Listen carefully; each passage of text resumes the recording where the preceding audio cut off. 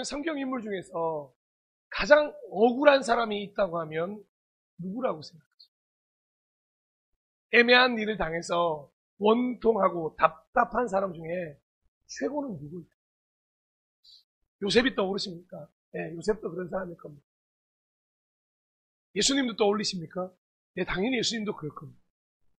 예수님이 십자가를 지실 때 강제로 십자가를 지고 갔던 구레네 사람 시몬도 있을 것입니다.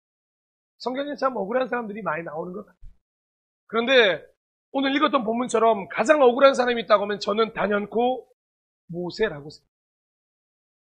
하나님의 땅으로 이스라엘 백성들을 인도하기 위하여 목숨을 걸고 출애굽을 시켰건만 자신은 정작 그 가나안 땅을 밟아보지도 못한 인물이기 때문에 그것도요. 딱 한 번의 실수 때문에 가나안행이 거절되었을 때 그 상실감과 원통함은 정말 그 무엇으로도 설명할 수 없다고 저는 생각합니다. 여러분이 모세였다면 오늘 마지막으로 읽었던 이 52절의 말씀이 여러분에게 들려졌다. 여러분은 어떤 반응이 나오시겠습니까? 어떤 반응을 하시겠습니까? 이 하나님의 말씀을 듣고도 평상심을 유지하고 예 주님이라고 아멘으로 화답할 수 있겠습니까? 저는 아직까지 이 인격이 영 좋지가 않아서 그런지 이 말을 듣자마자 예수님의 멱살을 잡았던 베드로처럼 하나님의 멱살을 잡고 싶은 마음일까? 아니, 어떻게 이럴 수가 있습니까? 아니, 하나님, 저예요. 저 모세. 제가 이런 대우를 받는다고. 아니, 그토록 많은 잘못을 했던 이스라엘 1세대, 출애굽 1세대들은 왜 못 들어가는 게 맞죠? 늘 불순종하고 늘 그렇게 행동했으니. 그런데 저는 아니잖아, 하나님. 아니, 왜 저마저 거기 못 들어간다고 하십니까? 그 한 번의 실수 때문에요? 인간인데요? 실수할 수 있는 거 아닙니까? 근데 겨우 그거 한 번 때문에 제가 저기 못 들어가야 되겠습니까? 이렇게 따지지 않았어요. 여러분이라면 어떻게 하시겠어요? 그런데 이 신명기 32장 52절을 딱 지나면 33장 1절 말씀이 나오는데 아주 놀라운 말씀이 기록되어져 있습니다. 제가 읽어드리겠습니다. 하나님의 사람 모세는 죽기 전에 이스라엘 자손에게 다음과 같이 복을 빌어 주었다. 아멘. 모세는 벌써 다 정리가 되었습니다. 정말 놀랍게도 모세는 그런 하나님의 결정에 조금도 원망했다는 구절이 등장하지도 않고 바로 이스라엘 백성에게 복을 빌어주는 장면이 등장하는 겁니다. 그래서 저는 이 말씀에 또 수긍이 가기 시작했어요. 민수기 12장 3절 말씀. 이 사람 모세는 온유함이 지면의 모든 사람보다 더하다. 이 말씀이 이해가 가기 시작합니다. 거절당했는데 축복할 수 있는 사람? 그렇게 쉽지 않은 거죠. 이 다른 번역에서는 이 온유함이라는 단어를 겸손함으로 번역하고 있으니 모세는 하나님의 거절 역시 겸손함으로 받아들였다고 볼 수 있는 것입니다. 하나님이 무슨 말씀을 하시든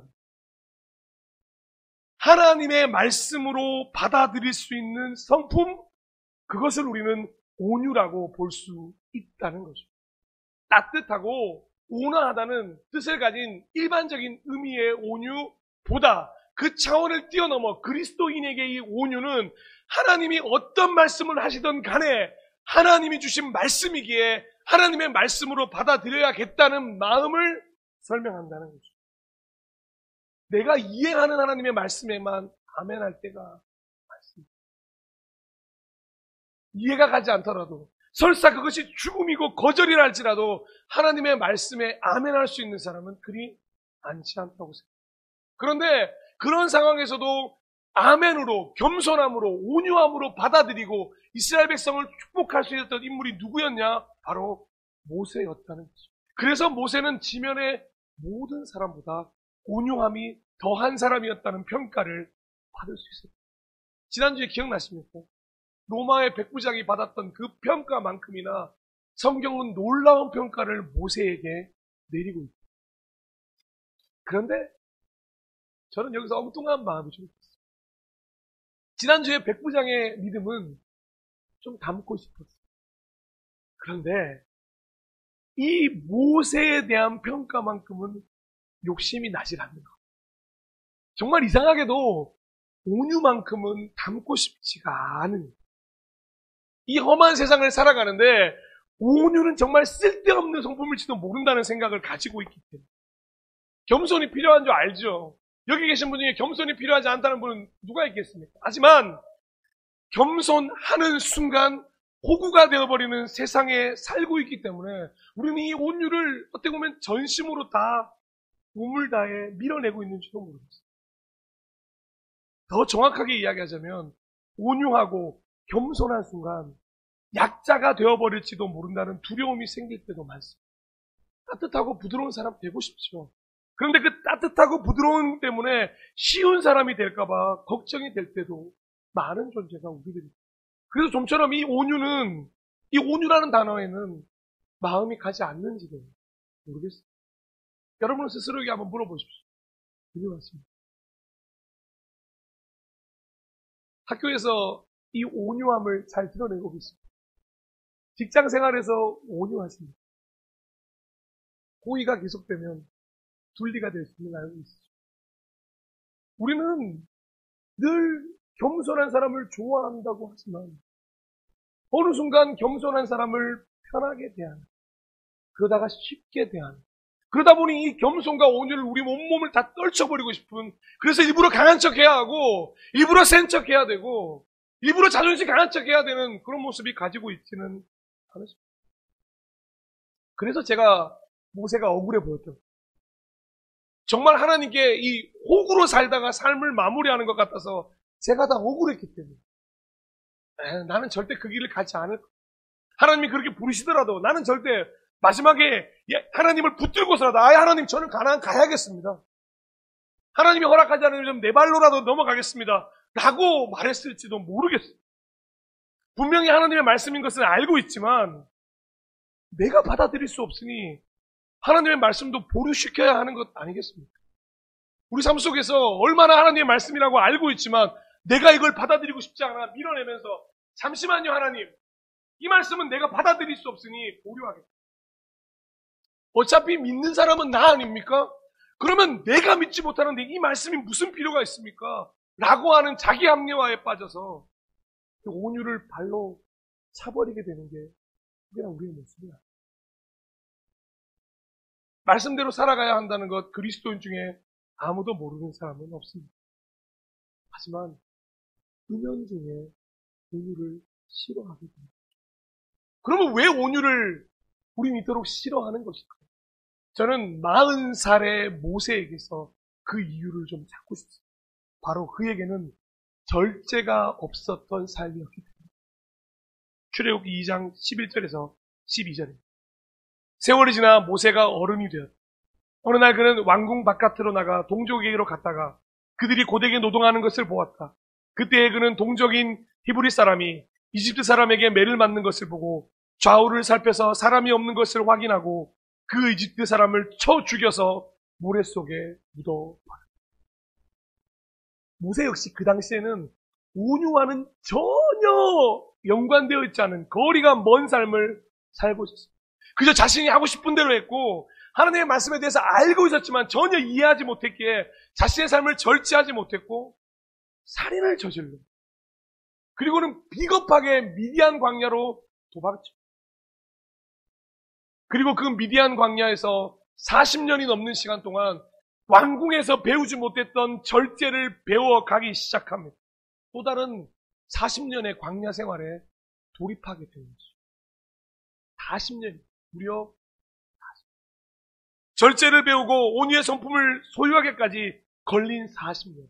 사실 온유해지고 싶어서가 아니라 광야 생활을 하고 왕자였다가 양치기가 되고 그 좋은 음식을 먹다가 하루아침에 굶어야 하는 순간이 오면 절제를 그냥 배울 수밖에 없게 되는 거예요. 그리고 그 절제 속에서 온유는 당연히 습득될 수밖에 없었고 겸손해질 수밖에 없는 시간을, 여러분 40년을 왕자로 살았습니다.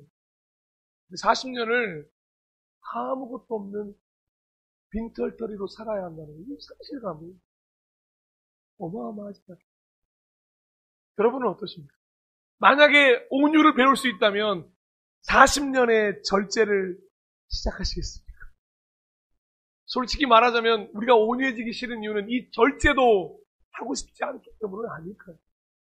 내 삶을 내 마음대로 하고 싶은데 절제해야 되니 이 절제가 싫습니다. 그러니 이 절제를 통해 배워야 할 온유는 절대 습득되어지거나 닮아갈 수 없는 성품이 되어가는, 그저 평범한 그리스도인이었으면 좋겠어요. 그냥 말씀도 있고요. 가끔은 구제도 하고요. 주일날마다 예배도 드리고요. 그냥 괜찮잖아요. 그냥 평범한 그리스도인으로 그냥 살아도 되는 것 아니겠습니까? 사랑도 기쁨도 화평도 인내도 선함도 신실도 여기까지 어떻게든 왔으니 이 정도 7가지 성품으로 그냥 살면 안 될까요? 그런데 왜 여기서 온유를 위한 절제의 삶까지 나아야 되고 절제를 통한 온유의 삶까지 나아가야 합니까? 이렇게 힘이 드는 건 저 하고 싶은 마음이 솔직히 없어요. 도무지 이건 이룰 수가 없으니까 이때까지 쌓아온 7개의 공든탑만 그냥 이 성품만 잘 유지할게요. 그래도 괜찮지 않습니까? 그 정도 그리스도인도 나쁘지 않잖아요. 누가 욕할 거예요? 그게 괜찮잖아요. 라고 세상은 자꾸만 유혹하고 그렇게 평범한 그리스도인이라 쓰고 가끔씩 평범한 세상 사람이라고 그리스도인의 이름을 지워버리는 게 그건 우리의 삶은 아니에요. 평범하다는 건 세상에 발을 놔두고 하나님께 발을 두고서 하나님 가끔은 평범한 그리스도인이었다가 가끔은 평범한 세상 사람이었다가 왔다 갔다 하고 싶은 절제 없는 그런 삶은 그 절제의 광야를 지나서 온유를 소유하게 된 모세는 일생에 단 한 번을 제외하고는 입으로 범죄한 적이 없던 인물이었어요. 그는 하나님의 거절 속에서도 자신을 컨트롤할 줄 아는 절제의 능력 역시 가진 존재였던 것입니다. 온유함이 만들어낸 절제였고 절제가 만들어낸 온유를 가지고 있었던 사람이죠. 그래서 그를 뭐라고 부르냐면 어나더 레벨의 사람이라고 부르는 것입니다. 모세보다 지면에 온유함이 더한 사람이 없더라. 그는 정말 어나더 레벨의 사람이었어요. 그래서 성경은 우리에게 이 모세를 보면서 강력하게 요청하고 있는지도 모릅니다. 이 예수 닮기 시리즈를 시작하면서 제가 제일 걱정됐던 게 뭔지 아십니까? 바로 오늘입니다. 이 온유와 절제를 말씀드려야 되는데 이게 제가 없는 거거든요. 그러니 제가 이걸 말씀드릴 자격도 없는 거예요. 그래서 성경 말씀은 이미 한두 달 전에 다 나와 있었으니까 계속 고민하는 겁니다. 하나님, 제가 먼저 모세를 하나님, 제가 어나더 레벨의 그리스도인이 아닌데 어떻게 어나더 레벨의 그리스도인이 되자고 말하겠습니까? 근데 너무 어렵다.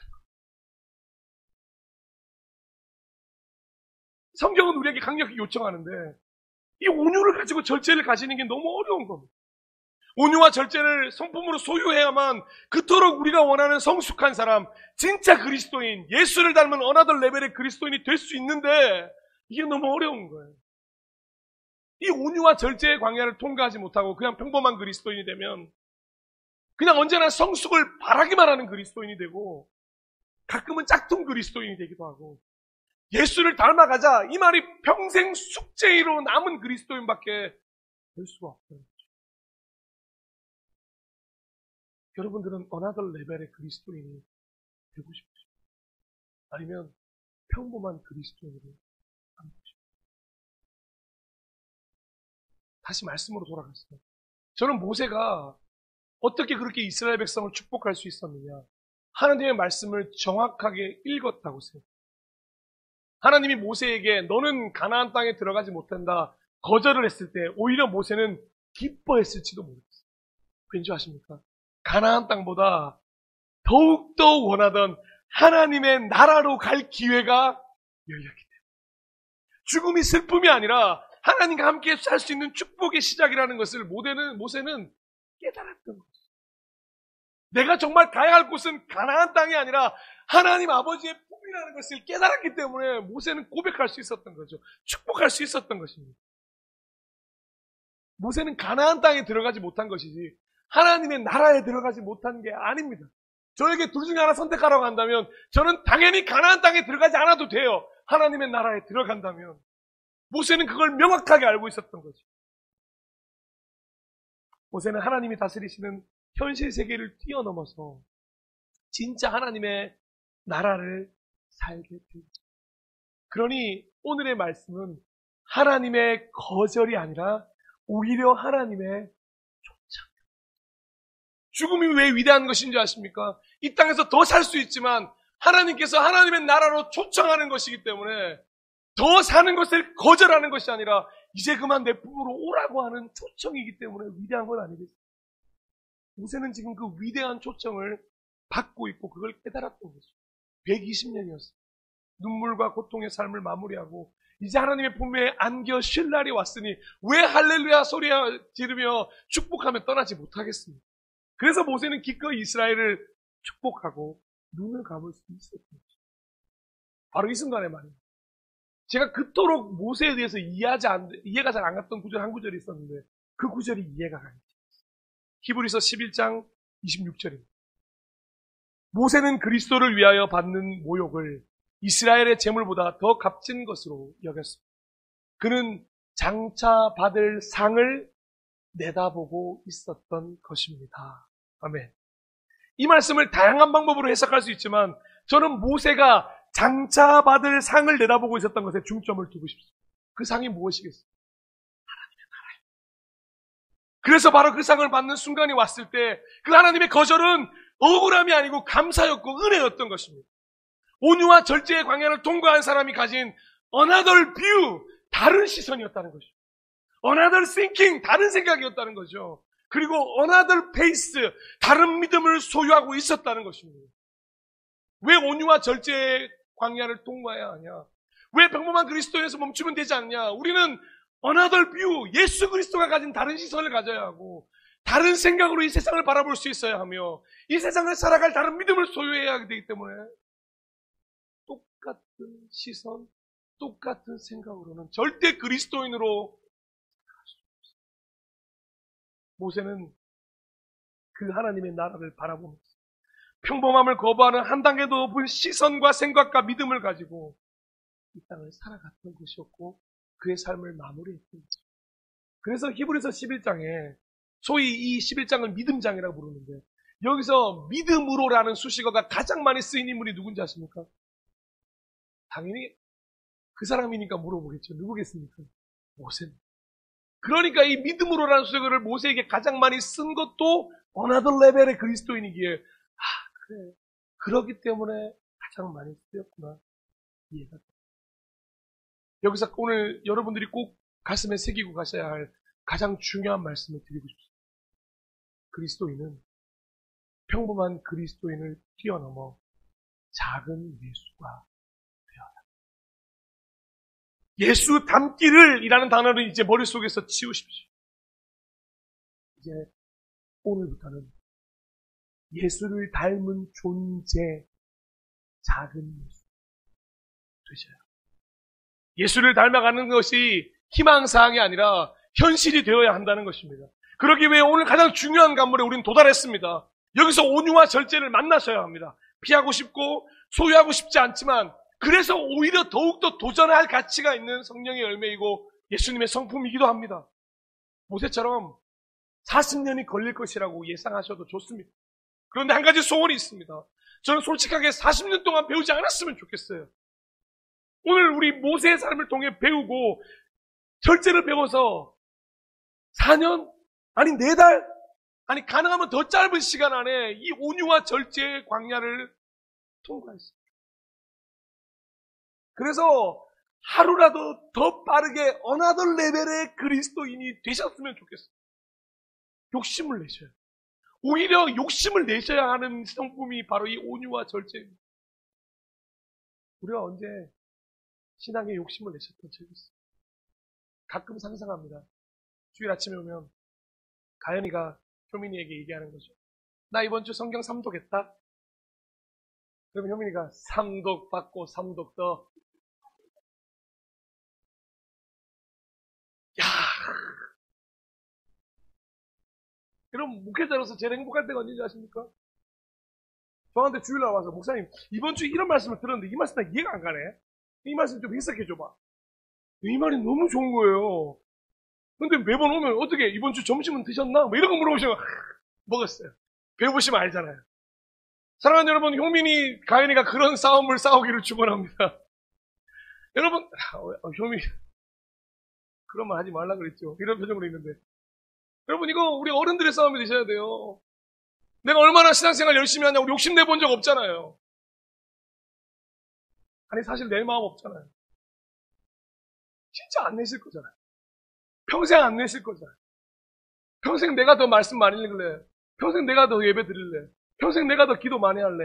욕심 안 부리실 거죠. 그래서 그대로 계실 거잖아요. 그러면 안 달라지실 거잖아요. 라고 저 스스로에게 얘기했어요. 너 그럴 거잖아.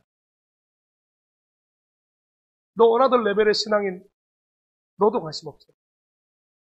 그런데 여러분, 이 온유와 절제를 통과해야만 원하던 레벨의 그리스도인이 될 수 있다는 것을, 그리고 작은 예수가 될 수 있다는 것을 꼭 기억하십니다. 그러니 욕심을 내지.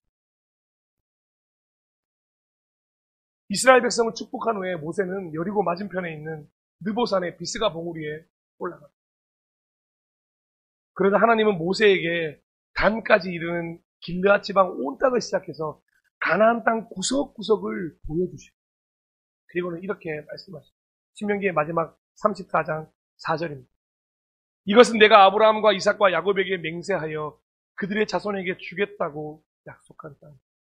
내가 너에게 이 땅을 보여주기는 하지만 내가 그리는 들어가지 못한다. 아멘. 확인 사살을 때려버렸어요. 하나님이 한 번 더 말씀하시는 거예요, 모세한테. 그런데 저는 이때 하나님께 모세가 저는 빙긋 웃으며 이렇게 얘기했을 것이라고 상상해봅니다. 하나님은 참 장난꾸러기십니다. 저는 본 것만으로 만족합니다. 들어가지 못했지만 그 땅을 전부 보았으니 그것만으로 충분합니다. 그리고 이제 진짜 가고 싶었던 당신의 나라로 기쁜 마음으로 가겠습니다. 하고 말. 그리고요, 이 말을 마지막으로 모세는 죽어요. 근데 모세가 죽었는데 너무 이상한 평가가 있습니다. 120세 나이에 눈은 빛을 잃지 않았고 기력도 정정했지만 하나님은 모세의 120년을 위로하시며 더 빨리 데려가신 거예요. 소위 늙어 죽었다는 게 아니라는 거죠. 데려가시고 싶어 데려가셨다는 겁니다. 그리고 성경은 모세에 대해서 이렇게 마지막으로 평가합니다. 신명기 34장 17에서 12절. 그 뒤에 이스라엘에는 모세와 같은 예언자가 다시는 나지 않아. 주님께서는 얼굴과 얼굴을 마주대고 모세와 말씀하셨다. 주님께서는 그를 이집트의 바로와 그의 모든 신하와 그의 온 땅에서 보내셔서 놀라운 기적과 기이한 일을 하게 하셨다. 온 이스라엘의 백성이 보는 앞에서 모세가 한 것처럼 큰 권능을 보이면서 놀라운 일을 한 사람은 다시 없다. 아멘. 이게 모세에 대한 마지막 평가였어요. 실로 성경이 모세를 어나더 레벨의 그리스도인이었다고 명확하게 인정해 주고 있습니다. 저는 이스라엘에서는 이런 인물이 다시 나지 않을지 모르지만 우리나라에서는 가능하다고 생각합니다. 더 간절히 바라기는 우리 교회에서도 가능하다고 저는 생각을 합니다. 바로 여러분이 이 시대의 모세가 될 수 있다고 저는 확신합니다. 그런데 조건이 있어요. 반드시 온유와 이 절제를 소유하셔야 돼요. 그 온유와 절제를 가진 자만이 이 땅에서 하나님의 말씀을 하나님의 말씀으로 온전히 겸손하게 선포하며 살 수 있을 것이고, 죄의 유혹이 넘치는 이 땅에서 욕심과 욕망의 홍수 속에서 스스로를 컨트롤하는 신앙인이 될 수가 있을 것입니다. 그렇게 될 때 그 온유와 절제를 소유한 그리스도인의 그리스도인이 점점 많아집니다. 어나더 레벨의 그리스도인이 점점 많이 나올 때 저는 이 땅에 다시 한번 부흥의 세대가 올 것이라고 믿습니다. 저는 가연이와 효민이와 시우와 동현의 세대에, 시은의 세대에 부흥의 시대가 다시 왔으면 좋겠습니다. 우리가 1907년에 평양 부흥만 생각할 게 아니라 먼 훗날에 2025년, 2026년 그래 그 문영동 작은 땅에서 한 교회에서 시작된 기도의 불꽃을 통하여서 어나더 레벨의 그리스도인의 아이들이 변화되어 부흥이 시작되었노라. 이런 간절한 소망이 있습니다. 함께 꿈꾸지 않으시겠습니까? 우리 사랑하는 어른들부터 이런 온유와 절제를 품지 않으시겠습니까? 그리고 아이들에게 이 온유와 절제가 전해지는 것을 보고 싶습니다. 말씀을 마무리하겠습니다. 하나님은 어나더 레벨의 그리스도인을 찾고 있습니다. 저희 교회에서 발견하셨습니다. 여러분의 가정에서 발견되었습니다. 이 시대는 어나더 레벨의 그리스도인을 필요로 하고 있습니다. 평범한 그리스도인에게는 더 이상 눈길조차 두지 않는 시대에 살고 있습니다. 여러분은 어떤 선택을 하시겠습니까? 그리고 교회는 어나더 레벨의 그리스도인을 키워내는 훈련소가 되어야 할 줄로 믿습니다. 네, 이제 우리 교회도 이 어나더 레벨의 그리스도인을 키워내는 훈련소가 되도록 최선을 다하겠습니다. 그래서 이제 다음 세대를 위한 예배가 시작되고 말씀 공부가 시작되고 정말 교회가 교회되는 역할로 최선을 다해 준비하겠습니다. 내가 아닌 다른 사람일 거라고 생각하지 마십시오. 욕심을 내주십시오. 하나님의 말씀이라면 그 어떤 말씀이든 아멘으로 화답하는 겸손을 보이는 온유를 소유하셔야 합니다. 하나님의 말씀을 대적하여 자꾸만 고개를 드는 나를 말씀 앞에 순종할 수 있도록 조절할 절제를 소유하셔야 합니다. 그래서 이 땅을 회복시킬 어나더 레벨의 그리스도인이 되어주셨으면 좋겠습니다. 온유와 절제를 성품으로 가진 사랑하고 축복하고 존경하는 동역자 여러분, 하나님께서 이제 작은 예수인 당신을 통하여 마음껏 일하시기를 축복합니다. 우리 마지막으로 이렇게 한번 서로에게 인사할까요?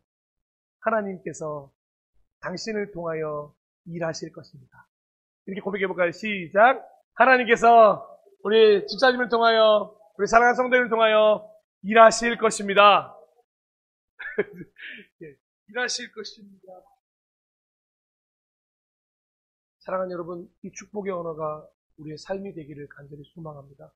그러기 위해서 어나더 레벨의 조건, 온유와 절제 잊지 않으시고 본 어게인, 새롭게 태어나시는 우리 모두가 되기를 소망합니다. 함께 우리 본 어게인 찬양하며 결단하고 기도하도록 하겠습니다.